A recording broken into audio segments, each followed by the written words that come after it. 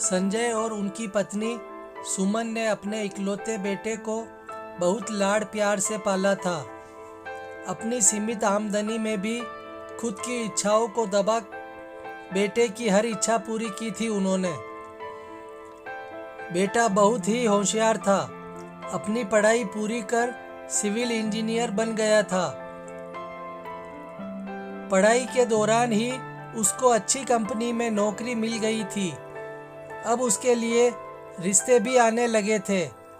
कुछ समय बाद संजय और सुमन ने अच्छी लड़की देखकर अमित की शादी भी कर दी। जब संजय रिटायर हो गए तब पेंशन पर बड़े आराम से गुजर हो जाती। मकान भी अपना खुद का ही था। किसी तरह की कोई परेशानी नहीं थी और सब कुछ ठीक ठाक चल रहा था। बहू बेटा दूसरे शहर में थे लेकिन बहुत दूर नहीं थे। ट्रेन से बस 1 घंटे में आ जा सकते थे। बहू और बेटा सारे त्योहार माँ पापा के पास आकर ही मनाते थे। फ़ोन से रोज़ाना बात हो जाती थी।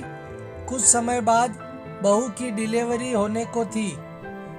तब अमित माँ पापा को अपने साथ ले गया। संजय और सुमन बहुत खुश थे।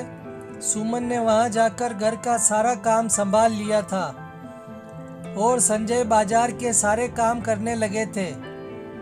बहू बहुत खुश थी क्योंकि अब इन दोनों के आने से वह टेंशन फ्री हो गई थी। सारा काम इन्होंने संभाल लिया था। कुछ समय बाद बहू ने बेटे को जन्म दिया। अब तो दादा दादी की खुशी का ठिकाना ही नहीं था। वे दोनों मानो फिर से जवान हो गए थे। सुमन सुबह जल्दी उठकर रसोई में लग जाती और संजय भी साथ में कुछ न कुछ काम कराते रहते। वैसे तो बर्तन और सफाई के लिए बाई थी लेकिन वह अपने काम करके चली जाती थी। खाना और घर के सारे काम तो सुमन ही करती थी। कुछ दिनों से बुढ़ापा और कुछ सर्दी में रसोई के काम के कारण सुमन को खांसी हो गई।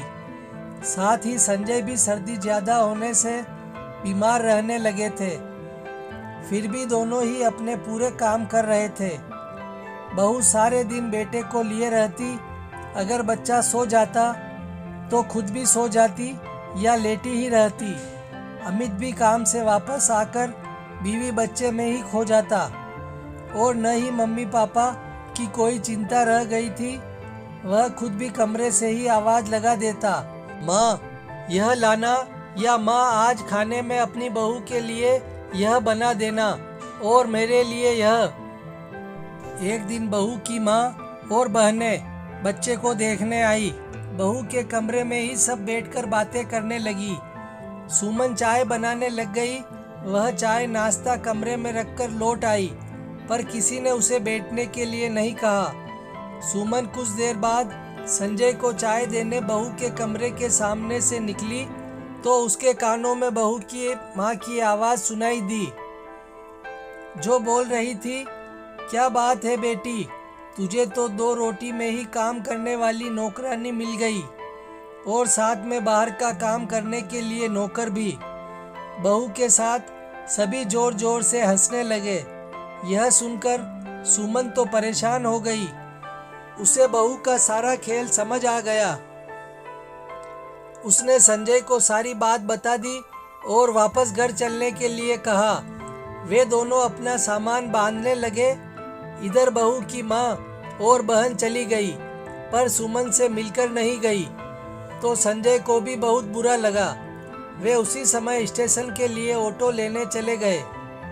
ऑटो आया तब तक अमित भी घर आ चुका था। बहू तो कमरे में ही थी।